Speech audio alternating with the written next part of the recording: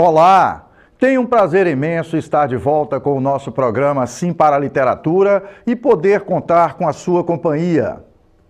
Pois é, nas edições do nosso programa Sim para a Literatura, temos as colunas Dica de Leitura, Dica de Livro, Apaixonados pela Leitura, a participação de telespectadores e o livro da minha vida, além de entrevista e muito mais.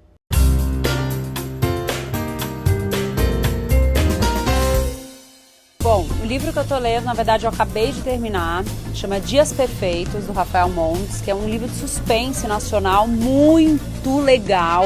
E eu já estava assim de olho nos livros dele. Na verdade, ele tem um outro que eu acho que chama Suicídio, alguma coisa assim, que depois na sequência eu já até tinha em casa, só que depois que eu li Dias Perfeitos, que apaixonada, fui ler, também muito bacana. Eu amo esse gênero de suspense e eu fico muito contente de ver quando eu encontro livros nacionais bons nesse gênero. E uma outra autora que eu gosto muito, uma escritora que eu gosto muito é a Patrícia Mello. Ela escreve, tem 200 livros já escritos, ela escreve vários gêneros, mas ela também tem esse pezinho no suspense. E um livro que eu gosto muito dela tem dois, na verdade, tem o Aquatofana e meu preferido dela chama Inferno, que é a trajetória do menino desde que ele nasce até ele virar rei do morro, assim. É muito legal e ela escreve junto com uma narrativa, junto com uma onomatopeia, cada personagem tem um som. Então é um livro muito divertido de ler, assim, bem interessante, muito bem escrito também. É isso. E para a entrevista desta edição, tivemos o prazer de conversar com o escritor Roberto Vasco Gonçalves. Ele é um dos mais dedicados ativistas do movimento literário que acontece no Espírito Santo. Entre outras participações, Roberto Vasco é membro da Academia Capixaba de Letras e Artes de Poetas Trovadores.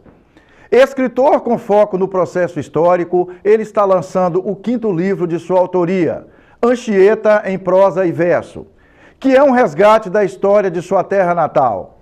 Numa conversa bem interessante sobre seus hábitos de leitura e de escrita, Roberto Vasco fala também sobre a importância do resgate da história de um povo, além da importância do hábito da leitura.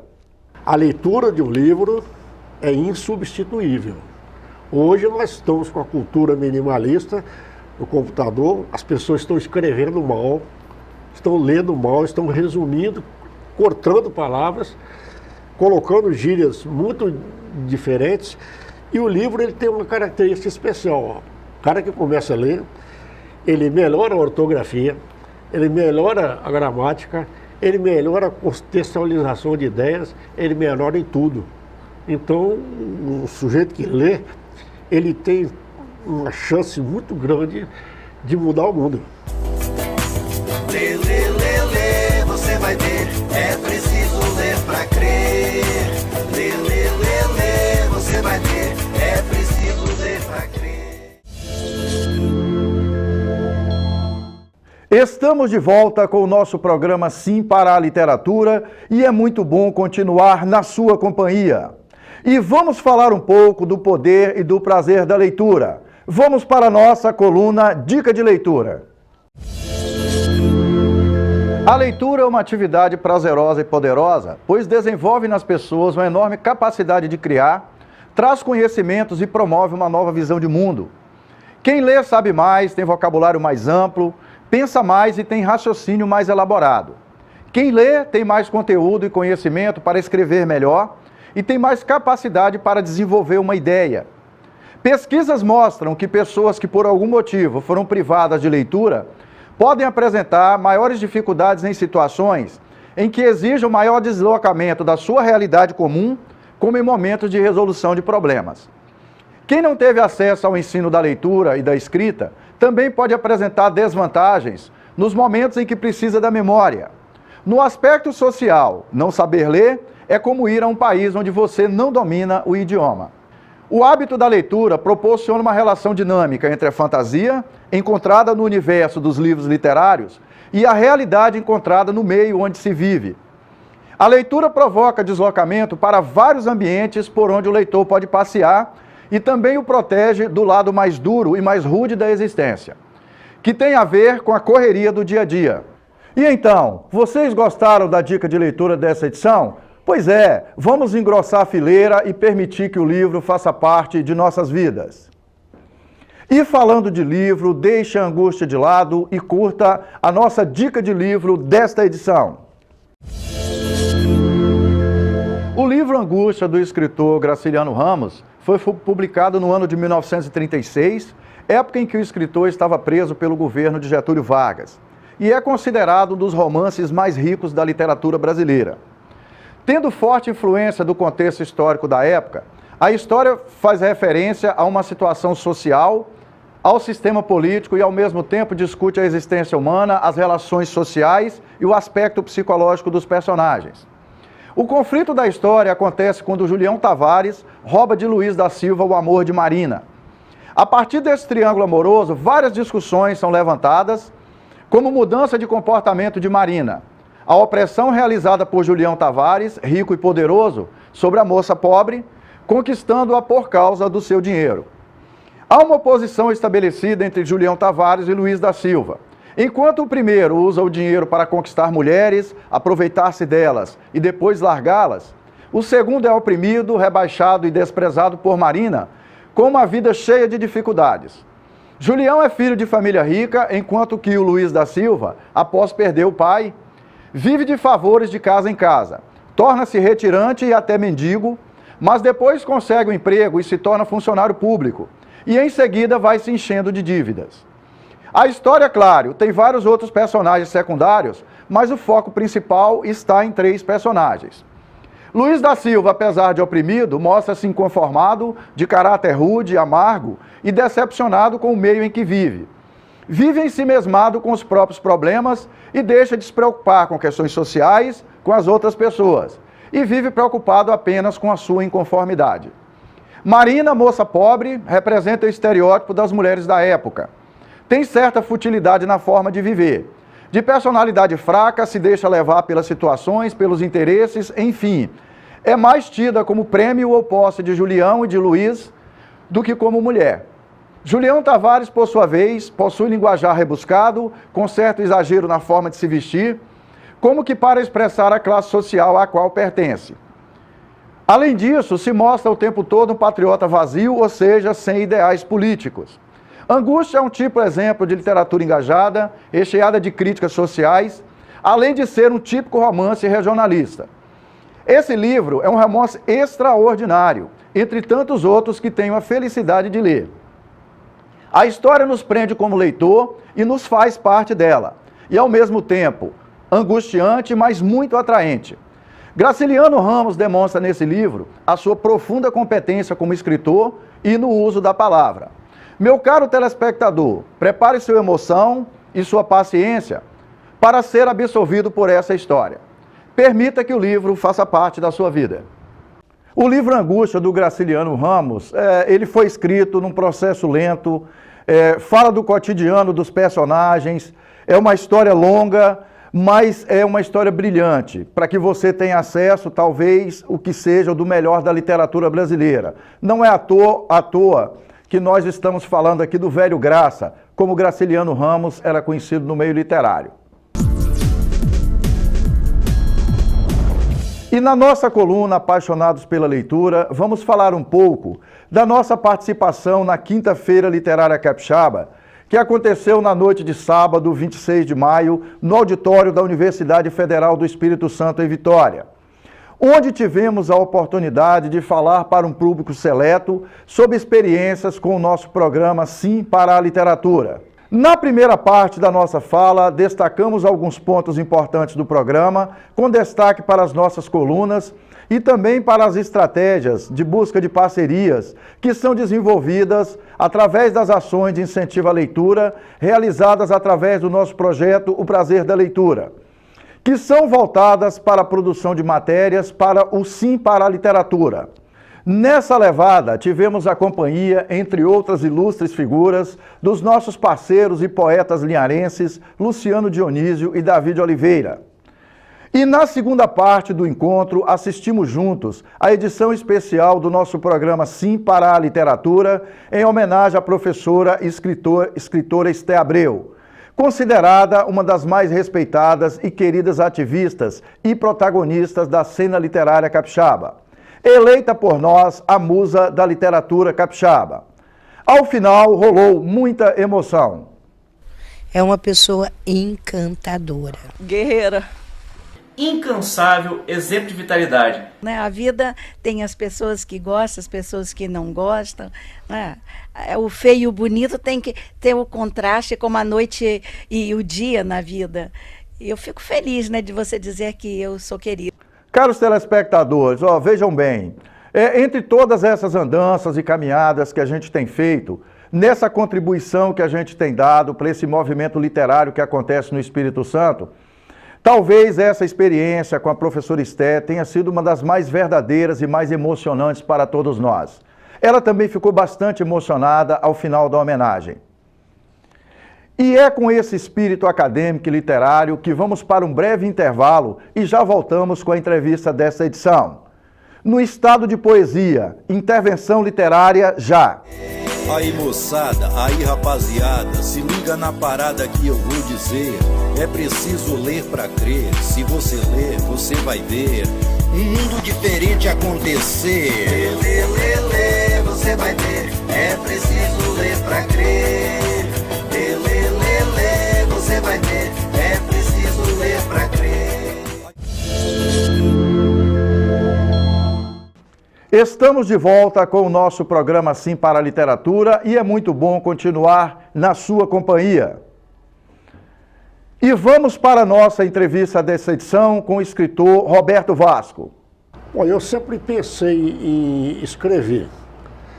Quando eu estava trabalhando na engenharia industrial, na Vale do Rio Doce, manutenção é uma coisa que absorve 24 horas por dia, então não sobrava tempo. E bem depois eu comecei a escrever, talvez por necessidade de treinamento interno pessoal, artigos técnicos e segurança também, da eletricidade e de segurança. E depois, aquele material todo que eu pensava em um dia expor, eu anotava. Eu tinha um caderninho que tinha poesias, contos, crônicas, alguma coisa anotada.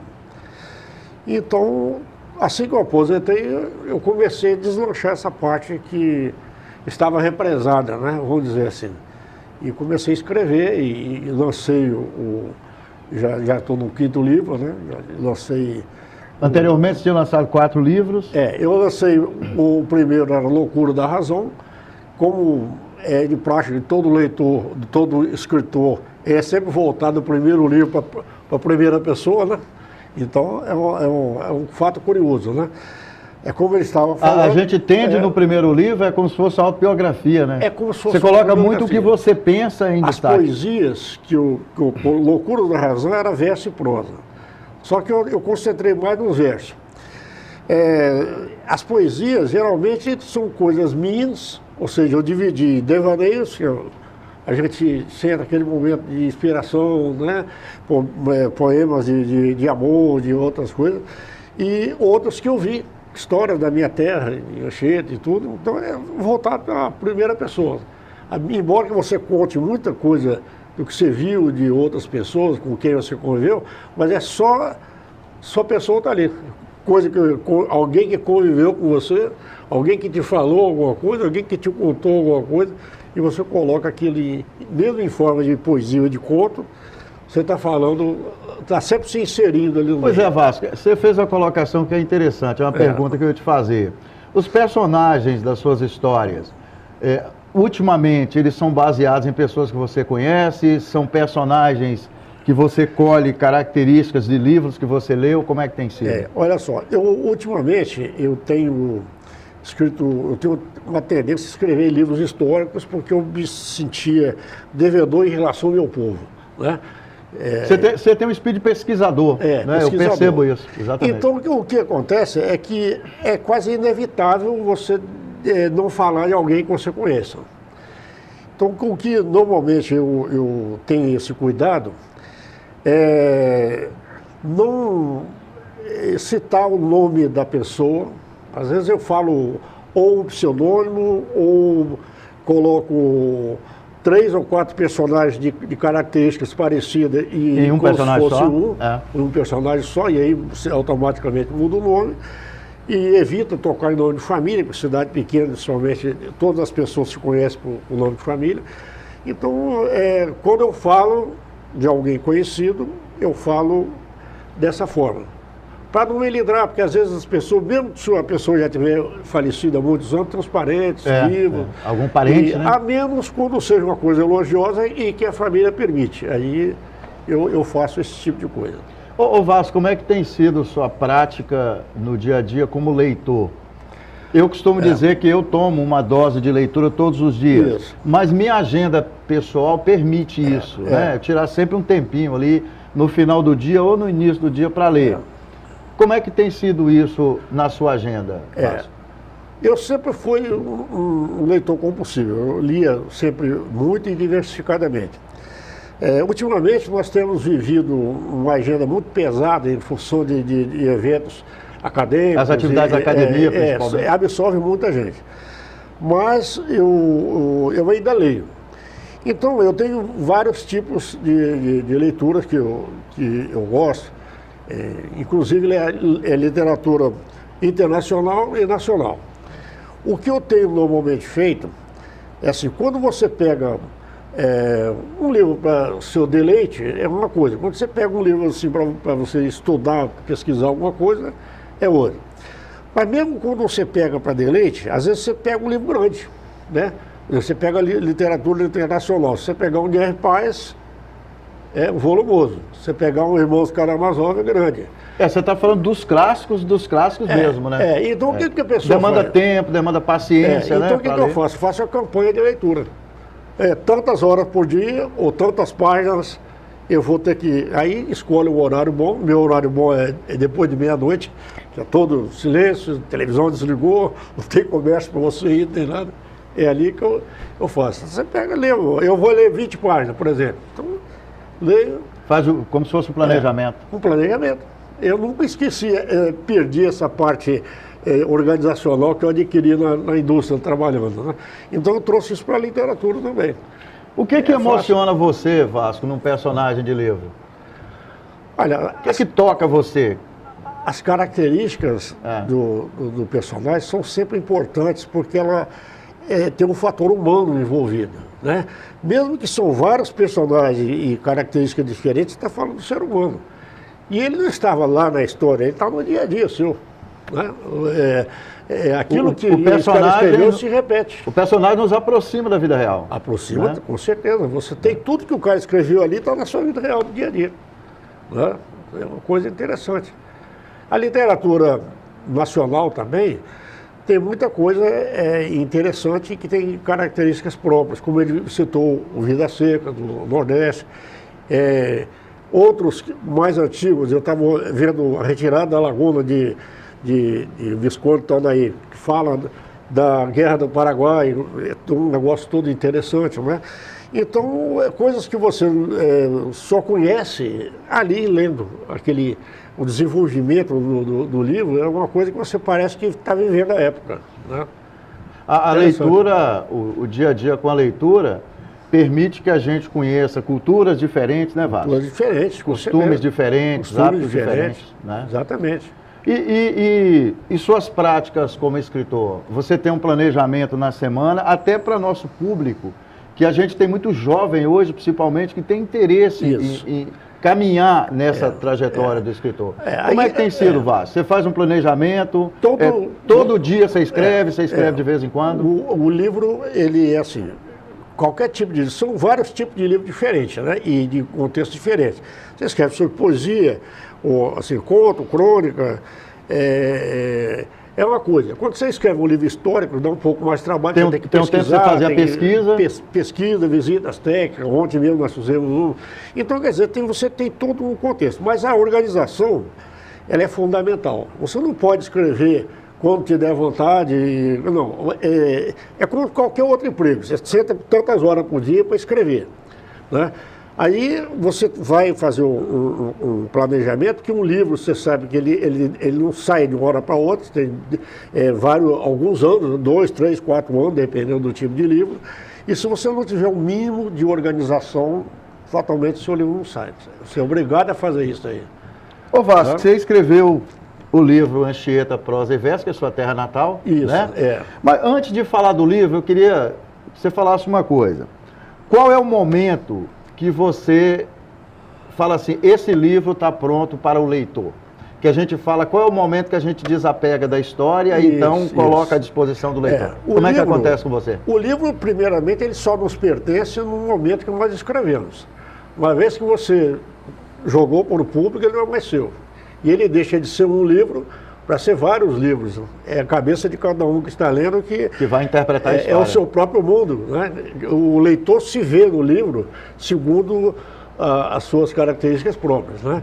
Então, é muito difícil você chegar a esse momento e dizer, não, está pronto. Esse está pronto, às vezes ele não está pronto, ele sai, ele tem uma certa incompletude quando você joga ele para o público, alguma coisa passa, né? E alguma coisa às vezes você, eu precisava de, na próxima vez eu faço, né? Mas normalmente, como você tem um planejamento, normalmente eu divido um livro em partes, o trabalho também é todo dividido e tem uma certa metodologia para você fazer. E quando eu sinto que eu cheguei no epílogo e falei, olha, eu creio que nesse ponto aqui é o que eu imaginava dentro do meu planejamento, é isso aqui. Claro que muita coisa pode ter passado, mas em síntese é isso que eu queria dizer, né? Mas é difícil você chegar a esse momento. E o escritor também, né, Vasco, não pode ter a pretensão de escrever só para si mesmo, né? Não, tem que escrever para o leitor, né? Você escreve para o leitor e para os leitores, né? Porque, como eu te falei, o livro é um espelho mágico, onde cada um se vê, né?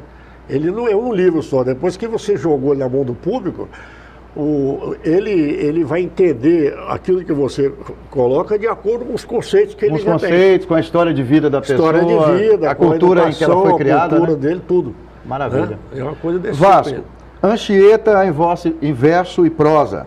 Eu queria que você falasse um pouco desse seu quinto livro, né? Para nosso público aí do programa Sim para a Literatura. É uma coisa interessante. Eu tinha feito o primeiro livro, Loucura da Razão, então eu falei devaneios, falei sobre Vitória, falei sobre a história de Anchieta e uma parte dos contos antigos de Anchieta.